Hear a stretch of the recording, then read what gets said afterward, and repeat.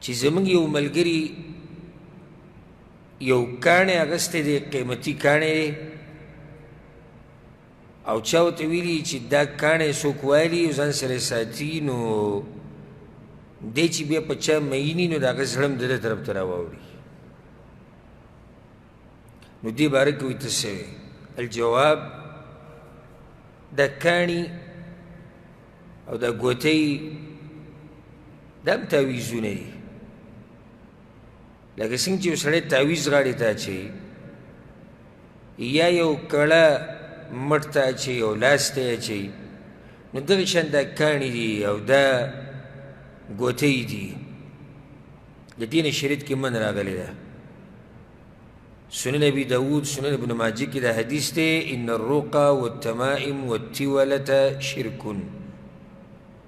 دا تعویضونه او دا شینه چې دې دپاره اچوي چې ښځه خاوند ته محبوبه شي او خاوند ښځې ته یې څوک په چا میین هغې دپاره، یا د ماشومانو غاړو ته اچوي، ټول شرک دی. پیغمبر صلی الله علیه وسلم وایي او دا هم په دغې کې راځي.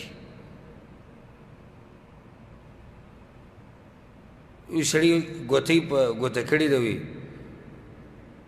د دې د لاسه به زما رزق پراخه شي. رزق پراخوونکی خو الله دی، ګوتۍ دې کې څه کار دی؟ یا چې د بد نظر نه وي، دا ګوتۍ چې دې په ګوته کړي نو د بد نظر نه به محفوظ یم، لیکن بد نظر نه ساتل او ساتنه خو الله کوي. ګوتۍ کې د طاقت د کوم ځای راغلی؟ یا په تار کې او یا په تعویض کې د طاقت د کوم ځای راغلی؟ نو بس خو دا ووایي زه صحیح شوه کاڼی او ګوتۍ او امیل او کړه، او نه چې تعویض کې وي د نه قرآن دی، تعویض کې د نه څه شی دی؟ قرآن دی. وی الله نه دی ویلي چې قرآن کې شفا ده؟ وی الله ویلي چې قرآن کې څه ده؟ شفا ده.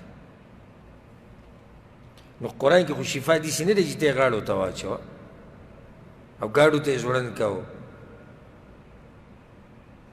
خېټه پورې وتړه، ورون پورې وتړه. قرآن بې ادبي کېته. قرآن په ویلو کې شفا ده، په دم کې شفا ده. وی وایه چوفې که ثابت دي. ده په دې باندې ځان پوه که الله دله شفا درکوي، په دې عمل وکړه الله شفا درکوي. اوس ډاکټر پسې ورشي او ډاکټر درته دوايانې ولیکي، او ته لاړ شي سټور ته هغه دوايانې راوالې او بیا هغه پوره تیلې غاړې ته زوړنده کړي، خورې نه. وی ډاکټر وایي چې دا دوايي استعمالوه ښه به شي. نو غاړې ته که ته په کلونو د دوايي زوړنده کړي، هغې څه پیدا وي؟ استعمال یې که روغ به شي د الله په اذن سره. نو قرآن کریم کې شفا داسې خو نه ده، دا خو د قرآن بې ادبي ده. او دا کاڼي ماڼي او دا ګوتې متې دا خو بلکل حرام دي، دا خو اتفاقي طور سره حرام دي. بعض وایي دا فیروزه کاڼی دی او نور نومونه هم دي. ستاسو چا نومونه معلوم دي چې خلکو سره عقیدې دي؟ او دغه سره هم عقیق کاڼی شو یا بل کاڼی، هر یو کاڼی چې د بعضو سره عقیدې تړلي، د کاڼو سره به عقیدې نه تړلي. عقیده په الله باندې ساته. بیا دا ډېره سپکه خبره ده چې جی تعویض کومه یا کاڼی استعمالومه یا ګوتۍ دې دپاره چې زه په یو جنۍ مین یم چې زړه ماته راوړي. دا د سپکو خلکو کارونه دي. او دا له پرېږده بعضو صاحبانو د په کتابونو کې ورته تعویضونه هم لیکلي دي، وایي چې کله یو جنۍ باندې ته مینې او د هغې زړه تا ته نه راوړي نو دا یې تعویض دی. مولیانو صاحبانو ورته تعویضونه لیکلي دي. او جنۍ ته یو هلک باندې ته مینې، دا خو د فحاشۍ دروازې وکولاوې. دویمه زموږ په شریعت کې دا نشته چې زه په دې جنۍ مینې یم او زړه یې ځان ته راوړم. سپک کارونه یې. یو جنۍ غواړي او زړه دې ورته دی، لاړ شه خبره یې د مشرانو سره وکړه. که مشران یې راضي وو او جنۍ راضي وه یو ډېره ښه ده، که راضي نه وو خبره ختمه شوه. او دا د کوم ځای سپک کارونه کې او نیچ کارونه چې ما له جي تعویض وکړه چې جنۍ راباندې مینه شي، او ما جي ګوتۍ په ګوته کړې ده چې جنۍ وایي چې هلک راباندې مین شي. دا د کوم ځای کارونه دي؟ رشتې ته دې زړه کېږي لاړ شي. معلومات وکړه، تپوس وکړه، زما دا رشته په کار ده، که یې دله درکړه مشرانو اجازت و، ولي پې راځي و، جنۍ راځي وه یا هلک راځي و، خبره ختمه شوه.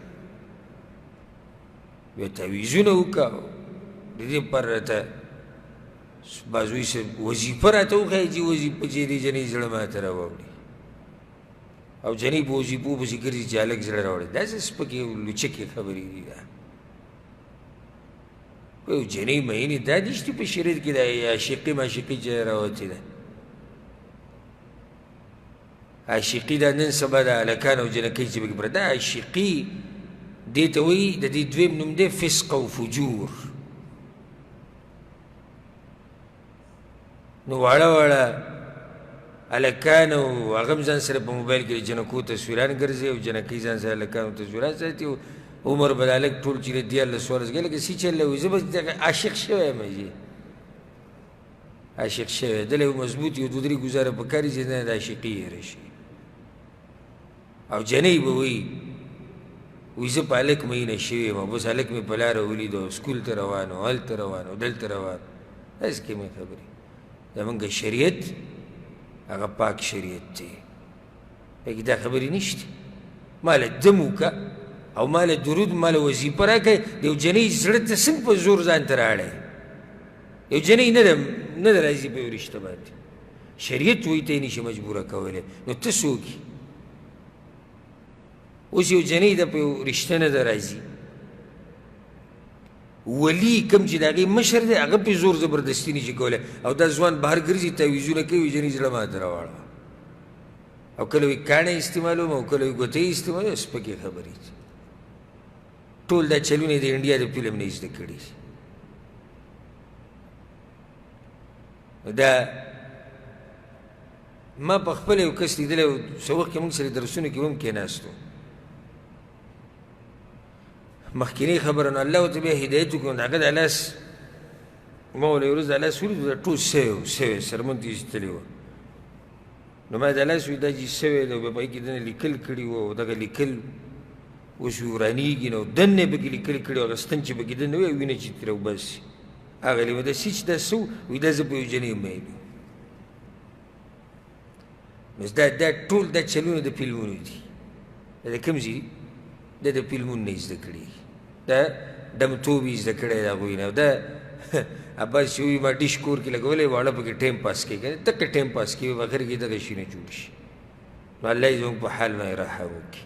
دا قسمه کاڼي او ګوتۍ او دې سره د عقیدې دا زموږ په شریعت کې نشته.